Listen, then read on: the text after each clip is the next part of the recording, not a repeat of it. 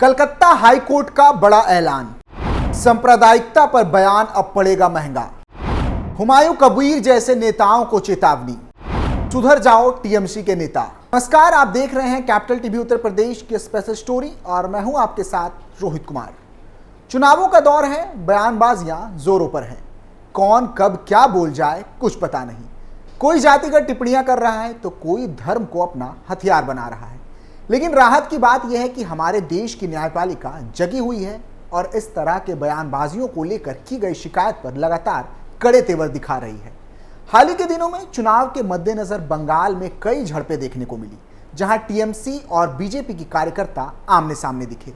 इसके अलावा जो सबसे बड़ा विवाद निकलकर सामने आया था वो था टीएमसी विधायक हुमायूं कबीर द्वारा दिया गया सांप्रदायिक बयान, जहां उसने हिंदुओं को धमकाते हुए खुली चुनौती दी थी। बंगाल में बढ़ती मुस्लिम जनसंख्या एक बड़ा मुद्दा है। बीते सालों में कई ऐसे जिले निकलकर सामने आए हैं जहां मुस्लिम जनसंख्या ने हिंदुओं को पीछे छोड़ दिया है, जिसकी वजह से कई सांप्रदायिक दंगे भी देखने को मिले। उनके हौसले अब इतने बुलंद हैं कि खुले मन से अब हिंदुओं को धमकी दी जा रही है, जो अब हिंदुओं के पलायन का मुख्य कारण बनता जा रहा है। लेकिन अब इस प्रकार के बयान को लेकर कलकत्ता हाई कोर्ट ने नेताओं को फटकार लगाते हुए एक बड़ी घोषणा कर दी है। कलकत्ता हाई कोर्ट ने शुक्रवार यानी कि 10 मई 2024 को राजनीतिक दलों और व्यक्तियों को मुर्शिदाबाद की धार्मिक जनसंख्या के बारे में बात करके सांप्रदायिक रूप से भड़काऊ बयान देने पर रोक लगा दी है। दरअसल मुर्शिदाबाद के सांप्रदायिक रूप से संवेदनशील क्षेत्रों में कुछ निर्वाचित प्रतिनिधियों द्वारा दिए जा रहे बयानों के संदर्भ में यह आदेश दिया गया है। मुख्य न्यायाधीश टीएस शिवगमन और न्यायमूर्ति हिरमन्य भट्टाचार्य की खंडपीठ ने कहा, राष्ट्रीय जांच एजेंसी एनआईए घटना की प्रारंभिक जांच कर रही है और यह अदालत इसकी निगरानी कर रही है। इसलिए किसी भी व्यक्ति या संगठन या राजनीतिक दल को विषयगत मुद्दे के संबंध में या जनसंख्या और जिस धर्म से वे संबंधित हैं उसके जनसंख्याई या आंकड़ों के संबंध में टिप्पणी करने पर रोक होगा। बताते चलिए कि पश्चिम बंगाल का मुर्शिदाबाद में लगभग 70% आबादी मुस्लिमों की है और यह जिला धार्मिक रूप से बेहद संवेदनशील है। यहाँ पिछले महीने रामनवमी के अवसर पर निकाले गए शोभा यात्रा के दौरान बड़े पैमाने पर सांप्रदायिक हिंसा देखने को मिली थी। इसको लेकर पूरे देश भर की नजर इस जिले पर गई।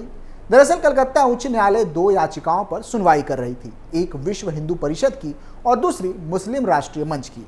दोनों याचिकाओं में मुर्शिदाबाद के विभिन्न हिस्सों में 2 समुदायों के बीच अचानक भड़के हिंसा की उचित जांच की मांग की गई थी। एक पक्ष की ओर से पेश वकील ने पीठ को बताया कि एक निर्वाचित प्रतिनिधि ने हाल ही में कुछ घृणास्पद भाषण दिए हैं। वकील ने कहा था कि निर्वाचित प्रतिनिधि ने कहा कि क्षेत्र में हिंदुओं की आबादी केवल 30% है, जबकि बाकी 70% मुस्लिम है। निर्वाचित प्रतिनिधि ने आगे कहा कि जब किसी मस्जिद पर हमला हुआ है तो बहुसंख्यकों की ताकत है यहाँ प्रबल होना। कोर्ट को यह भी बताया गया कि पिछले महीने हिंसा के दौरान उपद्रवियों ने बम फेंके थे। अतिरिक्त सॉलिसिटर जनरल अशोक कुमार चक्रवर्ती ने पीठ को बताया कि यदि बम फेंके जाने का तर्क सही है तो यह राष्ट्रीय जांच एजेंसी यानी कि एनआईए के तहत अनुसूचित अपराधों के अंतर्गत आएगा। इसके बाद अदालत ने एनआईए को इस मामले में जांच करके विस्तृत रिपोर्ट देने का निर्देश दिया है। इस पर मुख्य न्यायाधीश शिवगन्नम ने कहा कि अगर ऐसा है तो वर्तमान मामले में दर्ज की गई प्रथम सूचना रिपोर्ट एफआईआर को किसी केंद्रीय एजेंसी को स्थानांतरित किया जाना चाहिए, लेकिन उन्हें उन रिपोर्टों की जांच करने के लिए कुछ उचित समय दे जिनमें दावा किया गया है कि बमों का इस्तेमाल किया गया था। इस मामले की अगली सुनवाई 13 जून को होने वाली है। बता दें कि मुर्शिदाबाद जिले के बहरामपुर विधानसभा सीट से तृणमूल कांग्रेस टीएमसी विधायक हुमायूं कबीर ने कुछ दिन पहले एक चुनावी जनसभा को संबोधित करते हुए कहा था कि तुम लोग यानी कि हिंदू 70% हो और हम लोग 30%। यहाँ पर तुम काजीपाड़ा का मस्जिद तोड़ोगे और बाकी मुसलमान हाथ पर हाथ रखकर बैठे रहेंगे, यह कभी नहीं होगा। भाजपा को मैं ये बता देना चाहता हूँ कि ऐसा कभी नहीं होगा। बस 2 घंटे का समय दो। 2 घंटे के भीतर अगर सभी को भागीरथी नदी में बहा ना दिया तो मैं राजनीति छोड़ दूंगा। जनसंख्या की दृष्टि से भारत एक हिंदू बहुल देश है। भारत की लगभग 80% जनता हिंदू धर्म को मानने वाली है। लेकिन भारत के कुछ राज्यों की ओर जब नजर घुमाते हैं तो यह ग्राफ एकदम से बदल जाता है।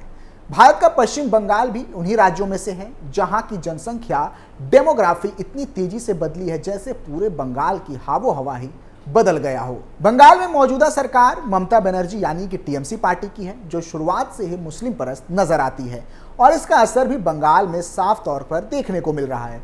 शोभा यात्राओं पर पथराव, दुर्गा पूजा विसर्जन पर रोक, हिंदुओं के साथ मारपीट और कई ऐसे अनगिनत घटनाएं।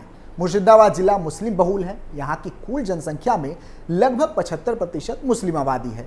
यहाँ की अधिकांश आबादी बीड़ी बनाने के व्यवसाय से जुड़ी हुई है। मुर्शिदाबाद कभी बंगाल की राजधानी भी हुआ करती थी।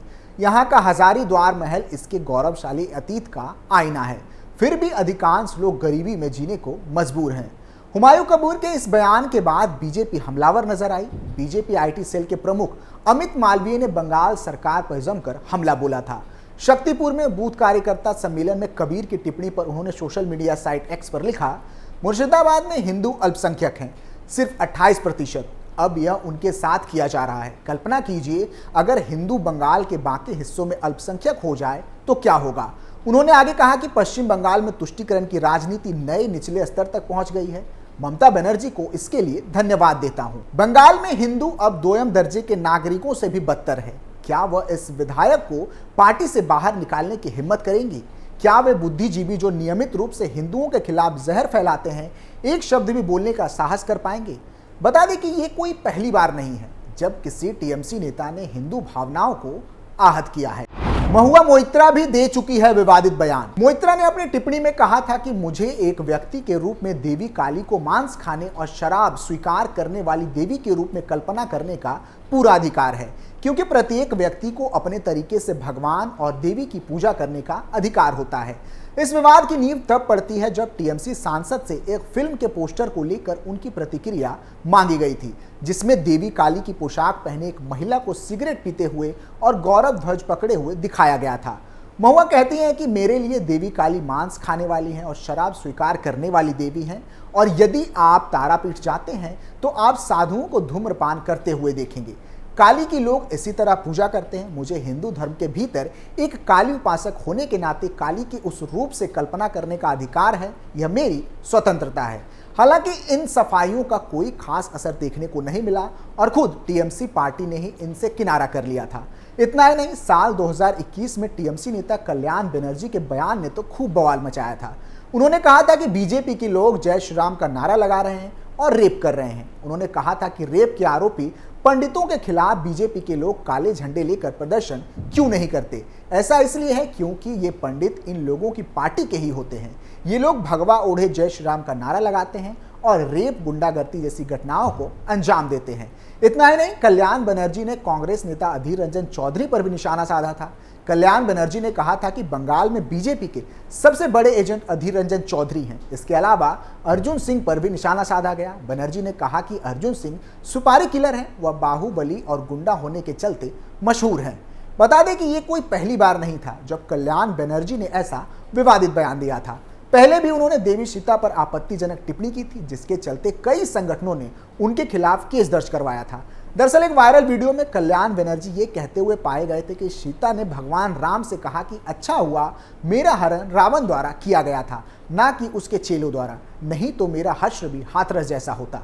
बता दें कि बंगाल में ममता ने जिस प्रकार से मुसलमानों को संरक्षण दे रखा है, उसी का नतीजा है कि हिंदू अब मुस्लिम बहुल इलाकों में खौफ की जिंदगी जीने को मजबूर हैं। आम मुसलमानों की तो छोड़ो, टीएमसी के नेता तक खुद इन चीजों को बढ़ावा देने में बराबर की भागीदारी निभाते हैं, और यही कारण है कि आम मुसलमान भी कानून से बिना डरे खुले में हुड़दंग मचाते नजर आते हैं। फिलहाल के लिए इतना ही। आप देखते रहिए कैपिटल टीवी उत्तर प्रदेश। नमस्कार।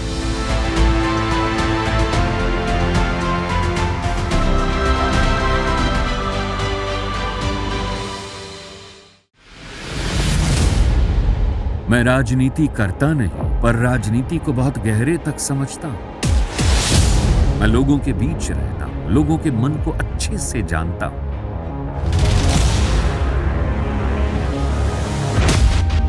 पब्लिक और पॉलिटिक्स की हर नब्ज को खूब पहचानता हूं। संघर्ष की सियासत से सत्ता के सिंहासन तक मैं हर खबर से खरा सच निकालता हूं। ना कोई दौड़, ना कोई race. Capital TV, Uttar Pradesh.